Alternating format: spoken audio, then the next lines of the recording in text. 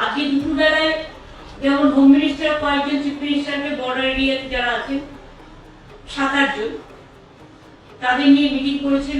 আমরাও তেমনি আজকে অল ডিপার্টমেন্টকে, অল সেন্ট্রাল গভর্নমেন্ট ডিপার্টমেন্ট এবং স্টেট গভর্নমেন্ট ডিপার্টমেন্ট যারা কি রোল প্লে করে তাদের সবাইকে ডেকে আমরাও ডিটেলস আলোচনা করেছি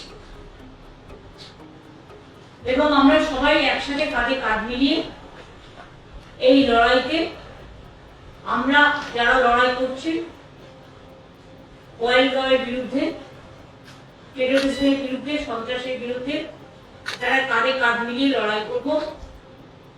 এই সময় আমাদের মধ্যে কোনো বিভেদ যেন না হয়, সবাই আমরা দেশের পক্ষে এই মানসিকতা নিয়ে কাজ করার সিদ্ধান্তই হয়েছে। বাদবাকি আমাদের সকালের সাথে সকলের যোগাযোগ থাকবে, মনিটরিংও চলবে। যদিও চিন্তা করার কোনো ব্যাপার এখন হয়নি।